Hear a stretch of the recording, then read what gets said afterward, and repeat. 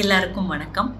இந்த வீடியோவில் நம்ம ஏரியா சபை பற்றி தான் பேச போகிறோம். ஆனால் ஏரியா சபைனா என்ன, இந்த ஏரியா சபையிலேயே மக்கள் பங்கெடுக்கணும், அது போன்ற அடிப்படையான விஷயங்களை தவிர்த்து தமிழகத்தில் இருக்கிற அனைத்து வகையான நகர்ப்புற உள்ளாட்சிகளிலும் 3 மாதங்களுக்கு ஒரு முறை ஏரியா சபை கூட்டம் கட்டாய முறைப்படி நடத்தப்பட வேண்டும் அப்படின்ற சட்டம் ஏறக்குறைய 3 வருடங்கள் ஆக போகுது.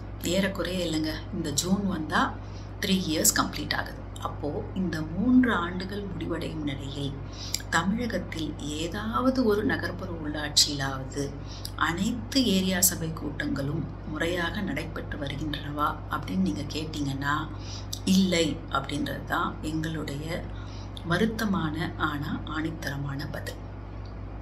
இதை நாங்கள் ஒரு மேம்போக்கான விமர்சனமாக சொல்லலை. இந்த சபைகள் தமிழ்நாட்டில் நடைமுறைப்படுத்தப்படணும், இந்த கூட்டங்கள் சீரிய முறையில் முறையாக நடத்தப்பட வேண்டும் அப்படின்னு பல மக்கள் இயக்கங்களோடு சேர்ந்து கூட்டு இயக்கமாக தொடர்ந்து இயங்கி கொண்டிருக்கின்ற ஒரு மக்கள் இயக்கமாகவும், முக்கியமாக இந்த சபைகள் சம்பந்தப்பட்ட சில கள ஆய்வுகளை மேற்கொண்டு வரும் மக்கள் இயக்கமாகவும் தான் இதை நாங்கள் முன்வைக்கிறோம். அப்போது தமிழ்நாட்டில் ஏன் ஏரியா சபைகள் சரியாக நடத்தப்படுவதில்லை, இதற்கான காரணங்கள் என்ன, சவால்கள் என்ன, தீர்வு தான் என்ன, இதை பற்றியெல்லாம் பேசுறதுக்கு தான் இந்த வீடியோ. ஸோ கட்டாயம் இந்த வீடியோவை தமிழ்நாட்டில் இருக்க எல்லா கவுன்சிலர் கூடவும் ஷேர் பண்ணுங்கள். எந்த வகையான நகராட்சி ஆக இருந்தாலும், கார்ப்பரேஷன், முனிசிபாலிட்டிஸ், டவுன் பஞ்சாயத்து, எல்லா வகையான கவுன்சிலர்களுக்கும் இந்த வீடியோ பொருந்தும். எங்களுடைய கள ஆய்வு 4 காரணங்களை காட்டுது. முக்கியமாக 4 காரணங்களை காட்டுது ஏன் ஏரியா சபைகள் சரியாக நடத்தப்படவில்லை தமிழகத்தில் அப்படின்றதுக்கு.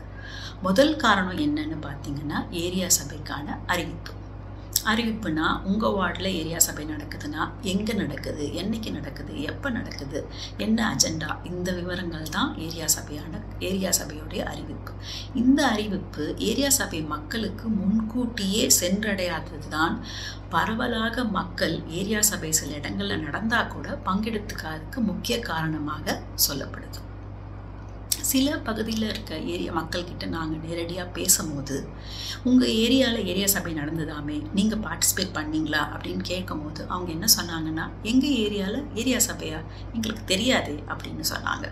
சில பேர் என்ன சொன்னாங்க, ஆமாங்க நடந்துதான், முதல் நாள் நைட் தான் மெசேஜ் வந்தது, லாஸ்ட் மினிட் நோட்டீஸ்னால எங்களால் பிளான் பண்ண முடியல அப்படின்னு சில பேர் சொன்னாங்க.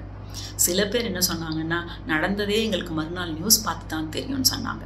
ஆக இந்த ஏரியா சபை நடக்கும் அறிவிப்பே இந்த மக்களை போய் சரியாக சேரலைன்னா அப்போ அவங்க எப்படி பார்ட்டிசிபேட் பண்ணுவாங்க? இதுக்கு முக்கிய காரணம் இந்த ஏரியா சபைக்கான ரூல்ஸ். இந்த ரூல்ஸில் இந்த அறிவிப்பு இத்தனை நாட்களுக்கு முன் மக்களை போய் சேரணுன்ற கண்டிஷன் இல்லாததுனால எல்லா கவுன்சிலர்ஸும் யூனிஃபார்மாக அதை ஃபாலோ பண்ண மாட்டேன்றாங்க. கிராம சபை பார்த்திங்கன்னா சட்டத்திலேயே அந்த ரூல் இருக்குது. 7 ஒர்க்கிங் டேஸ்க்கு முன்னாடி கிராம சபை நடக்க போகுதுன்ற அறிவிப்பு மக்களுக்கு போய் சேரணும். அதே மாதிரி தான் அட்லீஸ்ட் 3 to 4 டேஸ் முன்னவாவது மக்களை போய் சேர்கிற மாதிரி இந்த ரூல்ஸில் இவங்க ஆட் பண்ணணும். நாங்கள் இந்த ரூல்ஸ் வந்ததுலேருந்தே, விதிகள் வந்ததுலேருந்தே தமிழக நகராட்சி நிர்வாகத்துறை, அதுதான் இதற்கான பொறுப்பு, இந்த விதிகள் வகுக்கிறதுக்கு அவங்கக்கிட்ட நாங்கள் வலியுறுத்திட்டே தான் இருக்கிறோம். இந்த வாரம் அனுப்பிய பெட்டிஷனில் கூட சொல்லியிருக்கோம், நீங்கள் கட்டாயம் இந்த விதிகளை நீங்கள் அமெண்ட் பண்ணி இந்த கண்டிஷனை ஆட் பண்ணணும் அப்படின்னு சொல்லிட்டு. மீன்வைல் கவுன்சிலர் ஆகிய உங்கள் எல்லாருக்கும் ஒரு வேண்டுகோள், மனசாட்சியோட நீங்கள் ஏரியா சபை நடத்தும் போது ஒரு 4 நாட்களுக்கு முன்பாவது ஏரியா மக்களுக்கு சொல்லிட்டு ஏரியா சபையை நடத்துங்க.